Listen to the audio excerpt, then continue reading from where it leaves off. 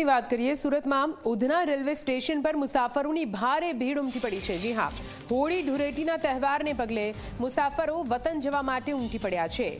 ઉત્તર પ્રદેશ જવા માટે મુસાફરોની ભારે ભીડના દ્રશ્યો સામે આવ્યા। રેલવે સ્ટેશન પર ભીડને કાબૂમાં લેવા માટે 100થી વધારે આરપીએફ અને જીઆરપી જવાનો તૈનાત કરવામાં આવ્યા છે।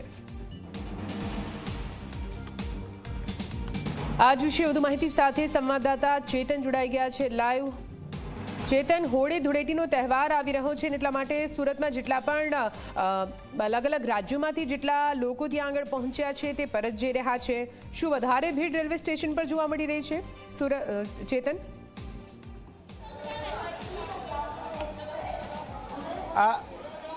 જી નિધિ, ખાસ કરીને સુરતની વાત કરીએ તો સુરત મિની ભારત તરીકે ઓળખાય છે। અહીં 26 જેટલા જે રાજ્યના જે લોકો છે તે રોજગારી અર્થે સુરતમાં આવતા હોય છે, પરંતુ હાલ હોળીનો પર્વ છે જેને ધ્યાનમાં રાખીને આ તમામ જે લોકો છે તે પોતાના માદરે વતન તરફ જઈ રહ્યા છે। આપ જોઈ શકો છો 1 કિલોમીટર જે લાંબી કતારો છે, કલાકો સુધી તેઓ લાઇનમાં ઊભા હતા અને હાલમાં તેઓને 1 બાય 1 જે પોતાના જે કોચ છે તે કોચમાં અંદર બેસાડવામાં આવી રહ્યા છે। આપ જોઈ શકો છો હાલમાં જે ભીડ છે તે ભીડને કાબુ કરવા માટે જીઆરપી અને આરપીએફના જે જવાનો છે તે અહીં તૈનાત છે।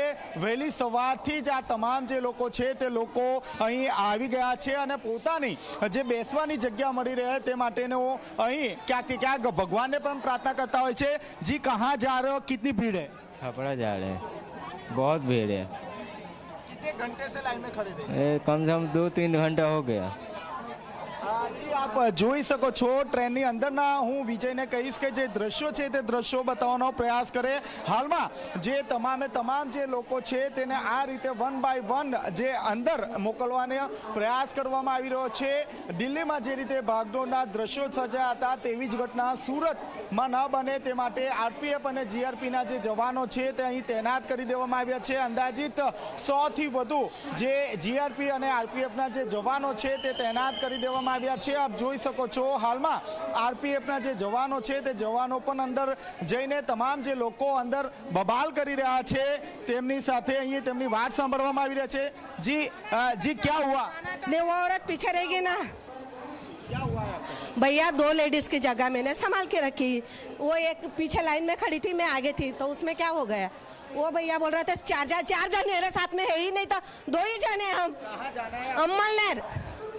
જી, આપ જોઈ રહ્યા છો, હું અંદરના દ્રશ્યો ફરીથી બતાવવાનો પ્રયાસ કરીશ। આ તમામ એવા લોકો છે જેઓ હોળીનો જે પર્વ છે તે પોતાના માદરે વતન બનાવતા હોય છે, ત્યારે ખાસ કરીને આખો જે કોચ છે તે કોચ આ રીતે ફૂલ જોવા મળી રહ્યો છે। અંદાજિત 36 જેટલો જે કલાક છે તે કલાક પોતાના જે માદરે વતન પહોંચવા માટેનો સમય જશે।